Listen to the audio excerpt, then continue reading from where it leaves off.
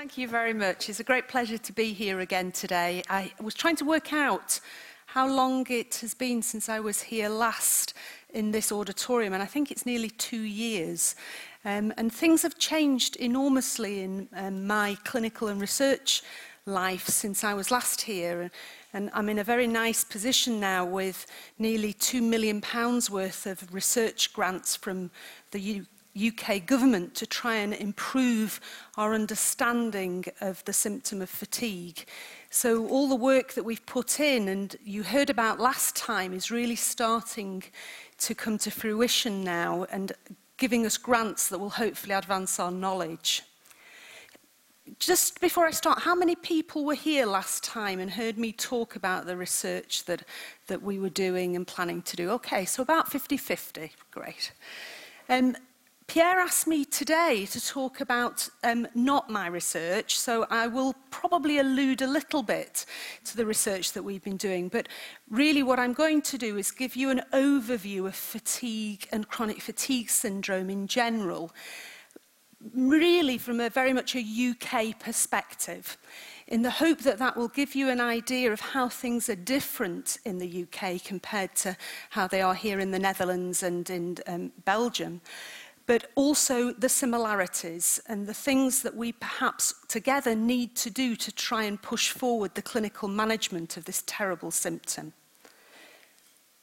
Now, this will be where... Aha!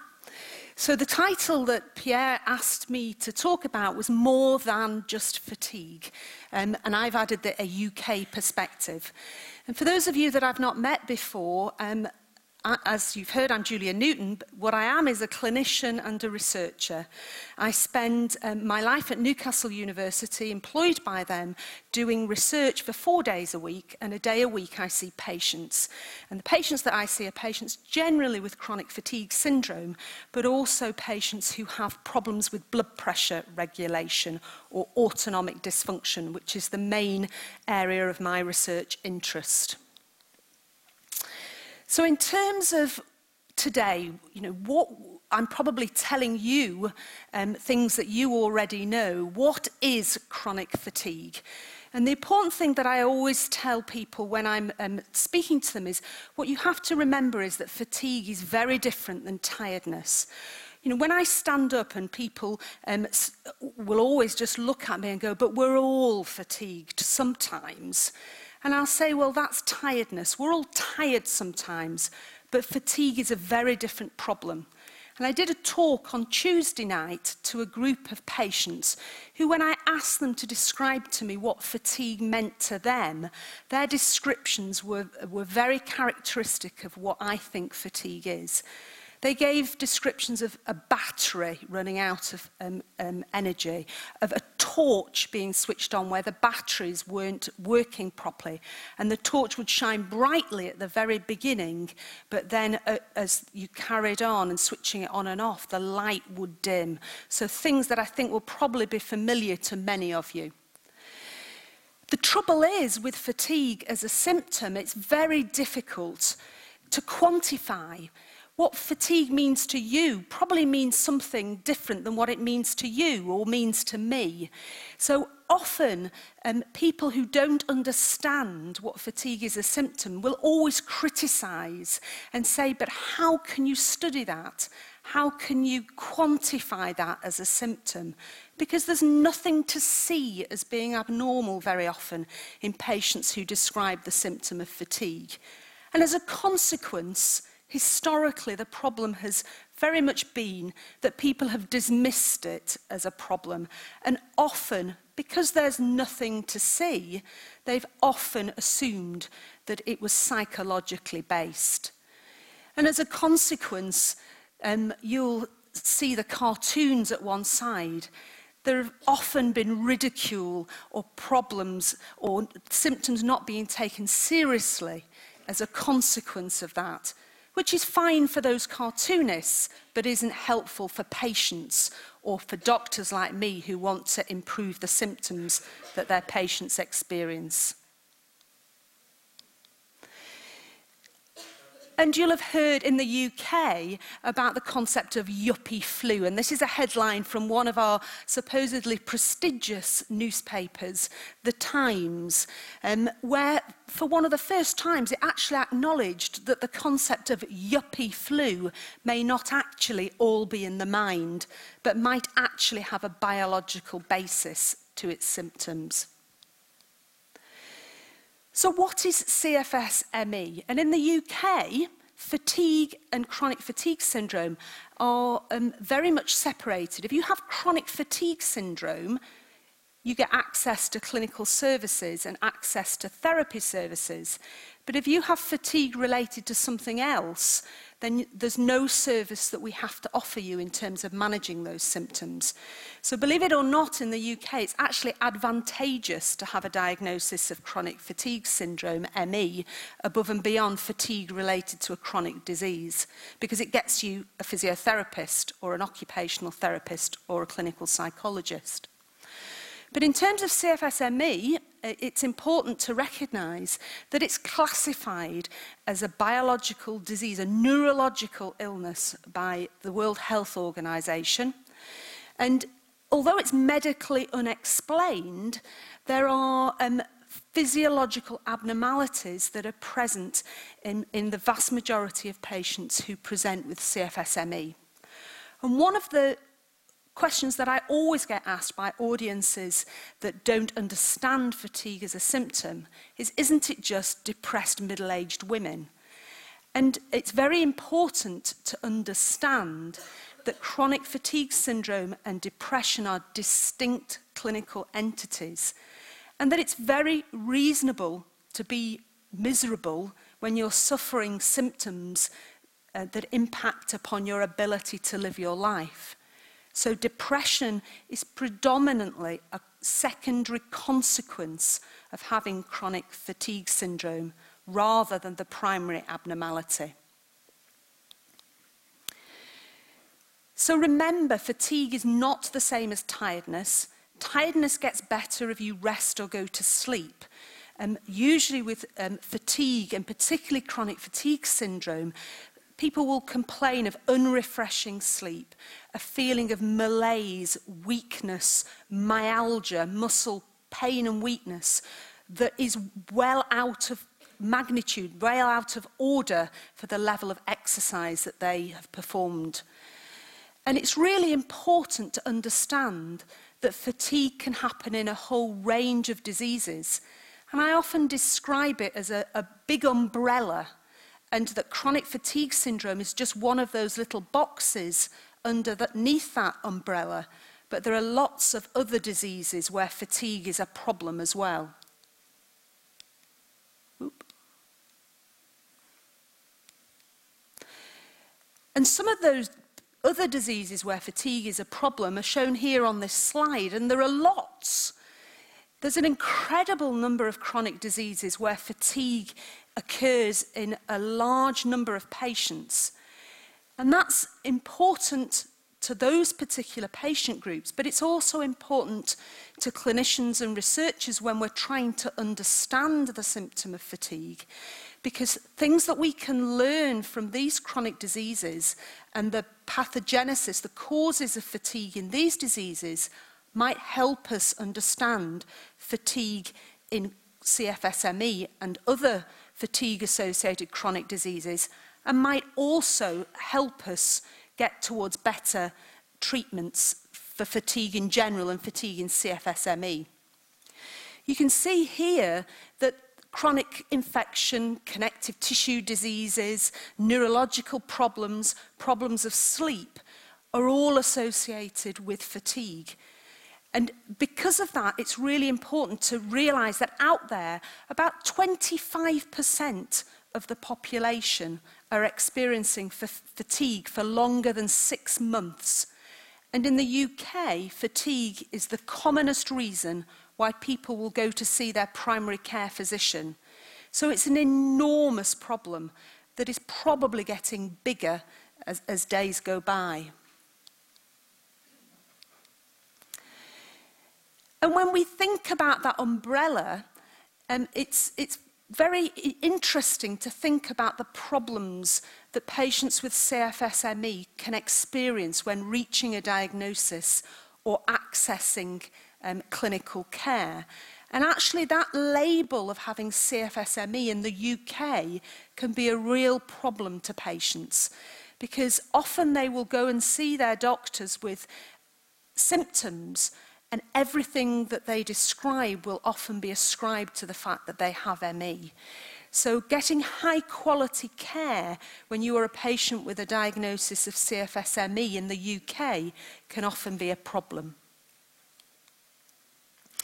So how common is it? This is CFS-ME. Well, studies suggest that about 0.5% of the UK population will have CFS-ME. I think that's probably a major underestimate, and think probably if the studies were done properly with rigorous diagnostic criteria, that actually the percentage would be higher than that. So in England, in our average general practice or primary care clinic, about 10,000, the practice is about 10,000 in size, about 40 patients within that 10,000 practice will have chronic fatigue syndrome or ME. So about 4,000 cases per million of the UK population. And in the UK, things have changed over the last 20 years in terms of our understanding and recognition of CFS-ME as a clinical entity. And a lot of that occurred because of lobbying by patient groups. I think patients have really driven these changes within the National Health Service in the UK because of sustained lobbying of government and the Department of Health. So I think patients have a lot to be proud of, certainly in the UK. And the Chief Medical Officer, Kenneth Calman, who used to be the Vice-Chancellor at Newcastle University, he first commissioned a report from all the major medical bodies in the UK that for the first time recognised that CFS-ME was a physiological disorder and not a psychiatric or psychological disorder. And that was reinforced in 2002 by the then Chief Medical Officer, Liam Donaldson, who again reinforced the importance of recognising chronic fatigue syndrome as a physiological or neurological abnormality in order to ensure that patients got the best quality care.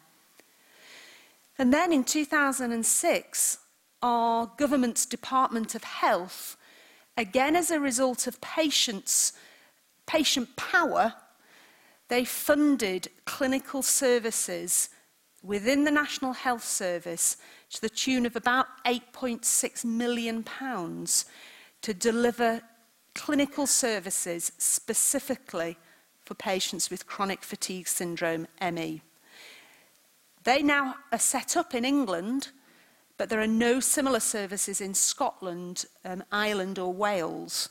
And where I work in Newcastle, which is very close to the Scottish borders, it's very interesting the number of patients that will come down to see us in Newcastle, because there's absolutely no service at all available for them in Scotland.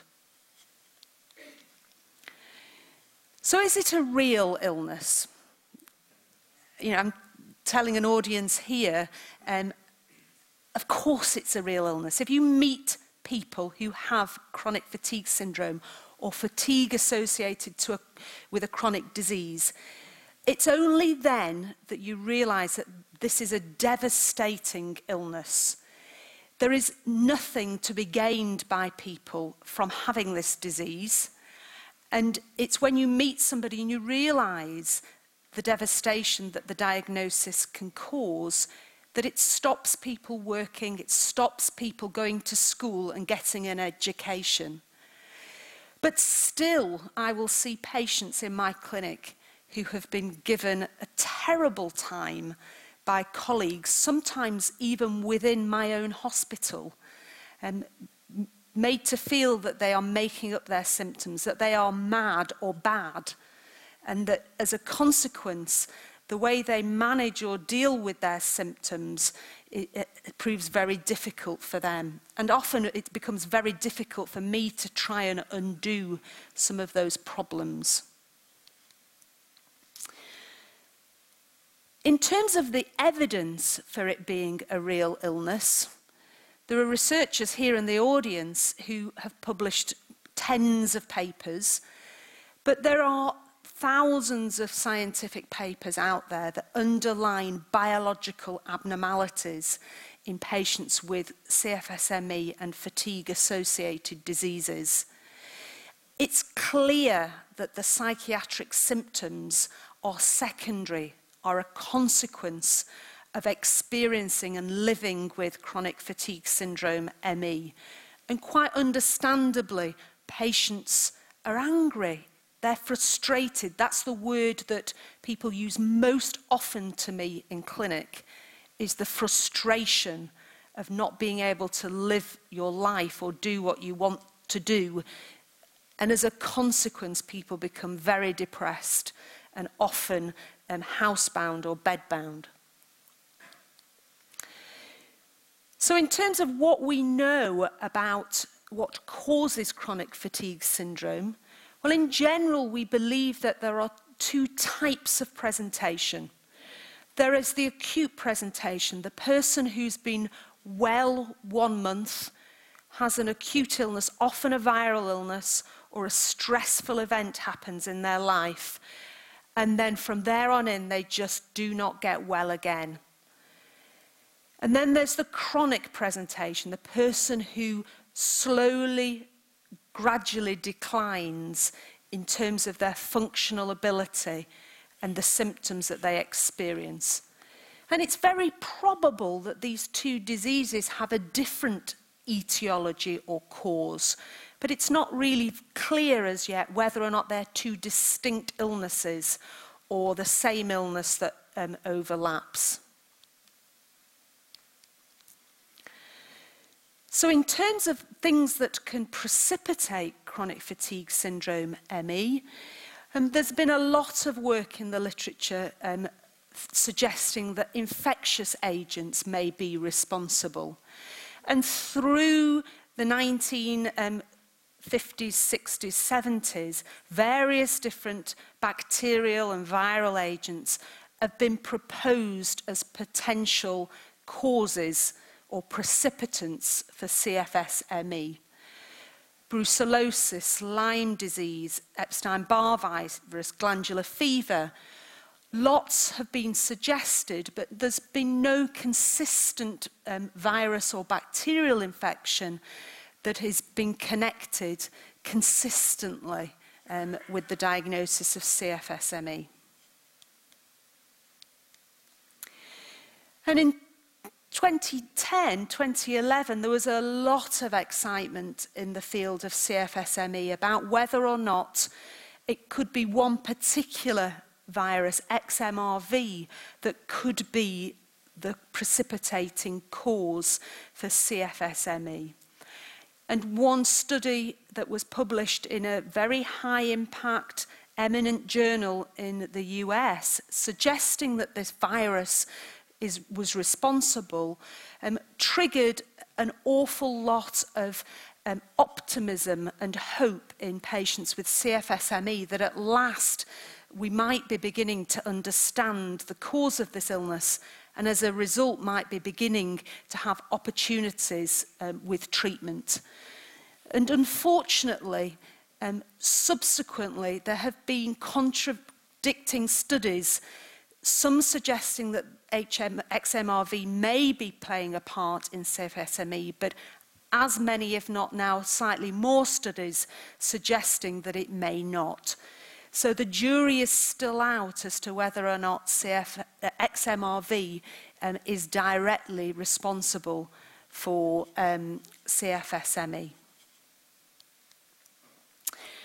So the way I like to think about CFS-ME is that there are three things that need to come together in an individual that makes them have this disease.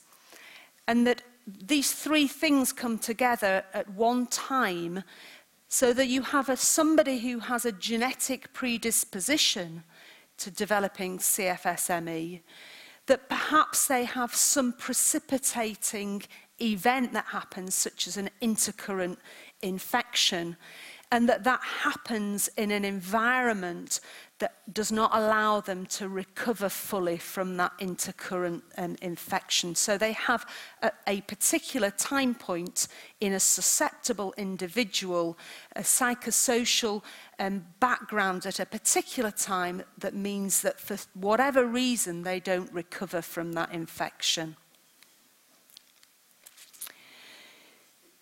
So in terms of the abnormalities that we know associate with CFSME, we know that there are neurological abnormalities that patients with CFSME present with and experience during the course of their illness, problems with their vascular system, particularly when they stand up. And we know that patients with CFSME and fatigue related to other diseases will often describe symptoms of dizziness when they stand, about 90% of patients with CFSME. And because of that, my work is aimed at trying to understand why that happens, but also to look at whether we can utilize that to come up with better diagnostic tools. We've done work looking at muscles and shown that muscles accumulate lots of acid in them in patients with CFSME. And there's lots of studies that have shown genetic abnormalities and problems with the HPA axis in patients with CFSME.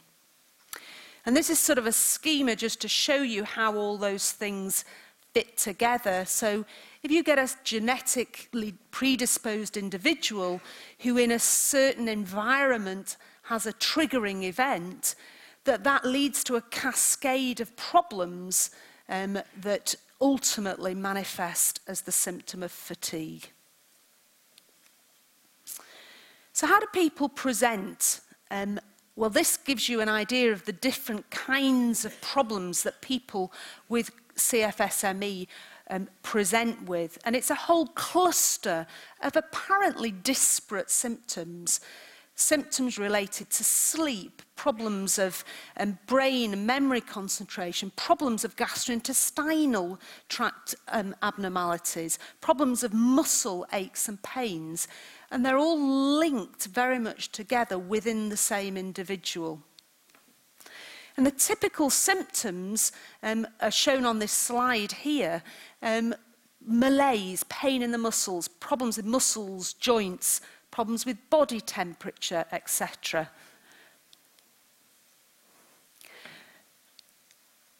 Problems with the gastrointestinal symptoms. We in Newcastle very much believe that nearly everybody, almost, we'd be brave to say 100% of people with CFSME have problems with their gastrointestinal tract, and almost to the degree where if they don't, then we wonder whether or not it really is CFSME.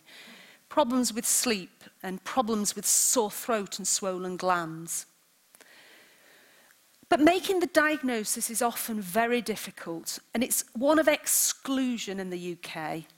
We use in our clinical services the Fukuda criteria, which essentially you exclude every other possible cause for fatigue, and then if the symptoms that the patient describes fit the cluster of symptoms that match the Fukuda criteria, then they get the diagnosis and then move through and access our therapy team. But 40% of the patients that come to our clinic don't have chronic fatigue syndrome. They have fatigue related to something else. So it's important to remember that it's not a unique symptom to CFSME. And a lot of diseases, a lot of chronic diseases, have fatigue associated with them. And these are the exclusions that we particularly look for in the UK, according to the Fukuda criteria.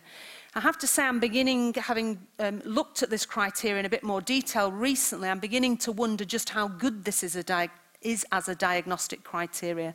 But at the minute, this is what is recommended by the Department of Health, our government, and these are the exclusions that if somebody has one of these, they don't meet the criteria for chronic fatigue syndrome and therefore don't get access to our therapy teams.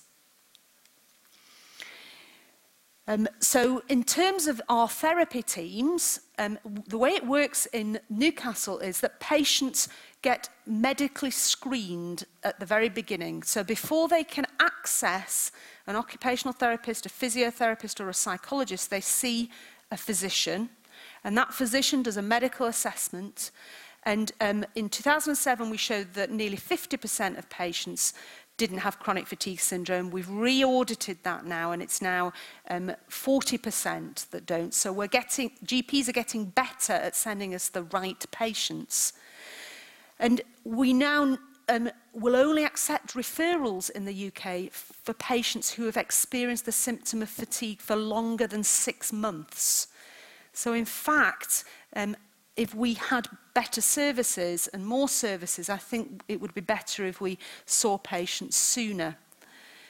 And then once they've had a medical assessment, if they have CFSME according to the FACUDA criteria, at that stage they move through to our therapy team, who they see having waited 2 months to see them, and then they will see a CBT therapist, an occupational therapist, and a physio. So this is just reiterating what I've said before. The services are there only in England and Wales, not in Scotland. The government invested £8.5 million for these services, and it's a requirement for local care providers, so primary care teams, for them to fund these services above and beyond what the Department of Health provides. And in the UK, we have guidelines to tell us exactly what it is that the primary care teams must provide within those services. And these are what we call NICE guidelines. That's our National Institute for Clinical Excellence. And if any of you have actually read anything about the UK NICE CFSME guidelines, you will realise that there's a huge amount of controversy in the UK about these guidelines and this document, and that a lot of patients were very, very disappointed when these guidelines were published. But the guidelines are there, and within the NHS, that is what we have to work with. And what it does is tell us what we have to do in terms of the clinics we provide for patients with CFSME. And what it does is it tells us that the therapy that we have to provide should be a multidisciplinary team, and that it should provide activity management, largely based around the types of interventions that we provide for chronic pain in the UK, that we should try and avoid patients having boom and bust, so reduce the amount of activity that they're doing, focus on improving people's sleep, and focus on lifestyle management. There's a heavy focus on CBT in the UK, and there's physiotherapy and occupational therapy support provided through the teams. And then in terms of the pacing, the activity management that we recommend in the UK, it's very individualised. And that's one of the things that we locally are very specific about, that you can't give somebody an exercise sheet and say, go away and do this, and that you have to give somebody individualised therapy. And it's very important for patients to know that the therapy teams provide isn't a curative treatment, it's a supportive treatment, and that actually will help them live their life rather than cure them of this disease.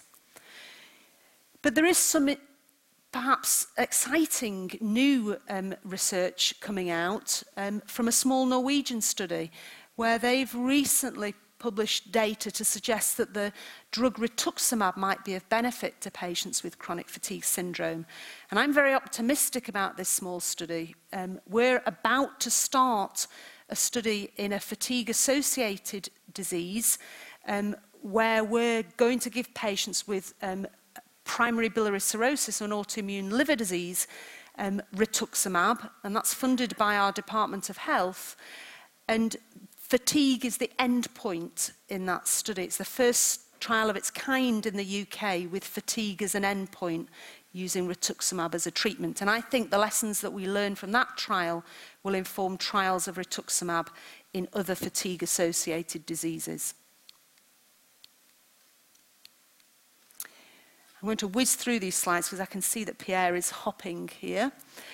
In terms of patients, what we try and get across to patients is that this is a disease that, yes, we accept that it will impact enormously upon their ability to live their life, and that the major things that stop them doing the things that they want to do are related to activity management and the cognitive problems that patients experience. So managing those and helping people live their life whilst managing those is very important. And the biggest problems that people with CFSME in the UK face are dealing with my colleagues and the benefits agency. So problems related to maintaining employment and managing to financially cope living with this disease. And that's one of the things that the UK services and the therapy teams see as our role, is to help patients fight their battles with the pension system and with the benefits agency. So last slide. Pierre can breathe now. I hope you agree, I'm sure this audience will do, that CFSME is a chronic disabling disease. There is considerable evidence to suggest that it's got a genetic background, and that it's probably triggered by situations like stress or most probably intercurrent infections. And it's a disease that there is increasing evidence that there are biological and physiological abnormalities, which it's becoming absolutely essential that people move away from this belief that it's a psychological illness, and that if we're going to move towards better treatments, it's got to be that the medical profession is 100% accepting of this. At the moment, there are no curative treatments, but we're beginning to understand the biological basis of this disease, and as a consequence, I believe that curative treatments are not that far away. And the sooner that we realise that patients with CFSME have real problems accessing healthcare and accessing benefits and pensions in the UK and insurance, then the more we'll be able to help people live with this disease. Thank you.